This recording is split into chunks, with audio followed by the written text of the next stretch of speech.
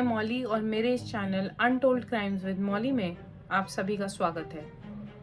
मैं आप तक कुछ ऐसे रियल इंसिडेंट्स, ऐसी क्राइम स्टोरीज लेकर आऊंगी जो आपका दिल, दिमाग और इंसानियत से विश्वास तीनों हिलाकर रख देंगे। आज की पहली केस स्टडी है रांची के नामकुम डिस्ट्रिक्ट से। पर उससे पहले ये चीज़ें ज़रा ध्यान से सुनिएगा। डायन, चुड़ैल, विचक्राफ्ट। तो क्या आया आपके दिमाग में?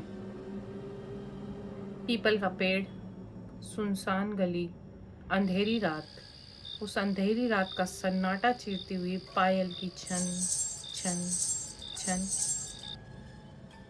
और क्या हो अगर मैं ये कहूँ, 100 लोगों की भीड़, भरी दोपहर, एक नॉर्मल सी दिखने वाली लड़की जिसे पूरा गांव डायन डायन कहकर बुला रहा था, उसे घसीट कर पेड़ तक ले जाते हैं। उस पेड़ पर उसे बेरहमी से बांध कर इतने पत्थर मारते हैं कि उसका दम निकल जाता है। क्या उसे डायन मानेंगे? चलिए क्राइम स्टोरी पे चलते हैं। ये स्टोरी शुरू होती है राहुल की दर्दनाक मौत से। राहुल, अंजलि और रमेश का एक लौता बेटा, जिसकी मौत आज एक रोड एक्सीडेंट में हो जाती है।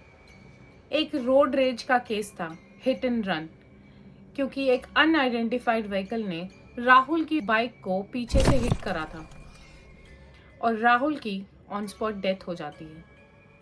अंजलि और रमेश की तो पूरी दुनिया ही लुट जाती है उस दिन, क्योंकि राहुल उनकी इकलौती संतान थी। रमेश की माँ देवकी, जो कि रमेश और अंजलि के साथ ही रहा करती थी, राहुल से उतना ही प्यार किया करती थी जितना एक दादी और पोते के बीच में प्यार होता है। देवकी भी उतने ही मातम में थी जितने कि अंजलि और रमेश थे। इस दर्दनाक राहुल की मौत से ये फैमिली कभी उभर ही नहीं पाई थी।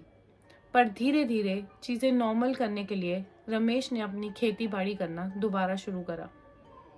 नामकुम के छोटे से गांव में रमेश अपनी खेती बाड़ी करके ही पूरी फैमिली का पालन पोषण किया करता था। देवकी और अंजलि के बीच में कुछ खास अच्छे रिश्ते तो थे नहीं, सास बहू की नॉर्मल स्टोरी थी। पर अंजलि को देवकी पे बहुत गुस्सा था और इस गुस्से का कारण देवकी के दर्दनाक पास्ट में छिपा हुआ था। देवकी, जो कि आज एक 55 साल की वृद्ध महिला थी, पर जब वो जवान थी, कुछ 20-25 साल पहले की बात है, देवकी को डायन बिसाई के अंडर डायन टैग कर दिया गया था। डायन बिसाई एक ऐसी कुप्रथा जो बिहार, छत्तीसगढ़, झारखंड जैसे स्टेट्स में आज भी उतने ही जोरों शोरों से प्रचलित है जितनी कि हम लोग सोचें तो 100 साल पहले की होनी चाहिए। क्योंकि हम एक ऐसी सोसाइटी में रहते हैं जो कि एक मॉडर्न वर्ल्ड है, बट फिर भी डायन बिसाई जैसी कुप्रथा आज भी प्रेवलेंट है डेवलपिंग इंडिया में। इस कुप्रथा के अंडर गांव में कोई भी आपदा आ जाए, कोई भी प्रॉब्लम हो जाए, उसका इल्जाम किसी भी औरत पर डाल सकते हैं वहां के लोकल ओझा।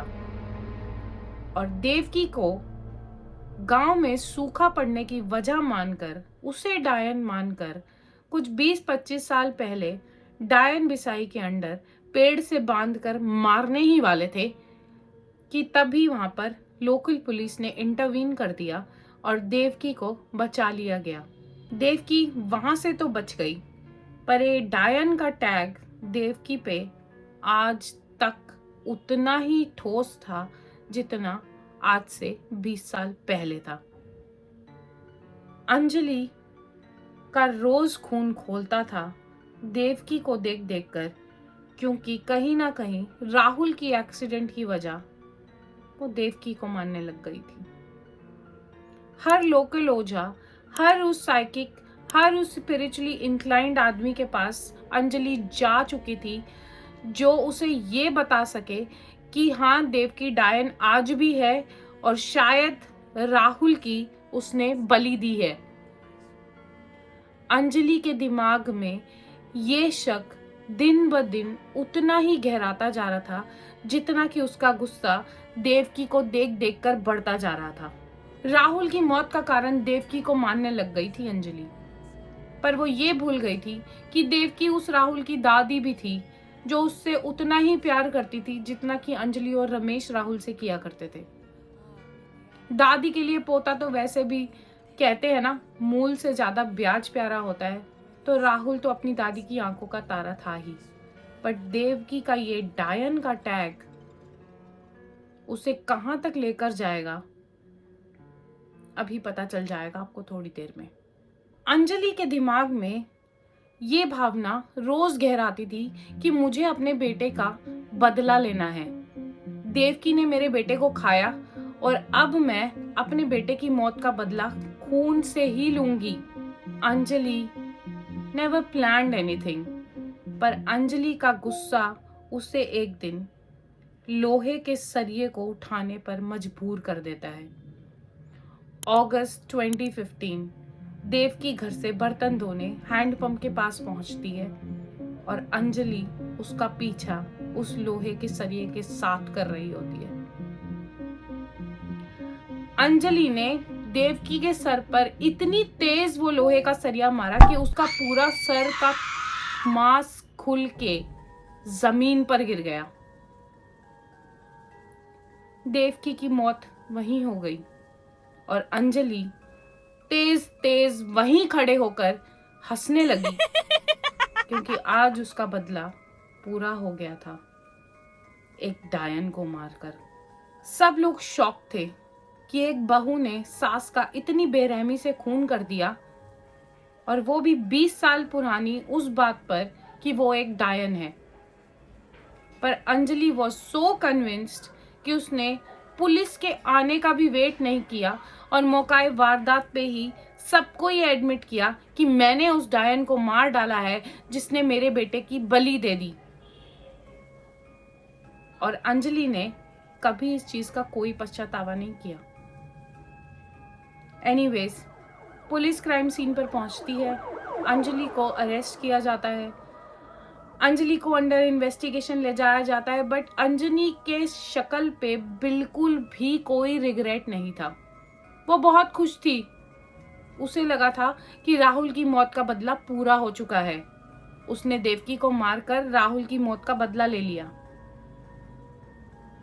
पर आज रमेश अकेला रह गया। रमेश की माँ भी मर गई। रमेश की बीवी आज भी जेल की सलाखों पे है।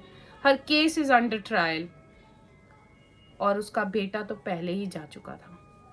ये थी आज की क्राइम स्टोरी, जहाँ एक मेंटल इंस्टेबिलिटी, एक कुप्रथा और एक डायन का टैग एक बहुत बड़े क्राइम को अंजाम देने में सक्सेसफुल हो गया।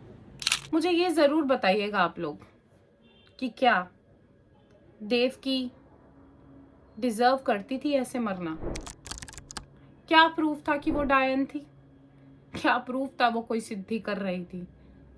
कुछ ऐसा आइडिया नहीं था अंजलि को कि वो डायन है या कोई पूजा करते उसे देखा हो। नथिंग।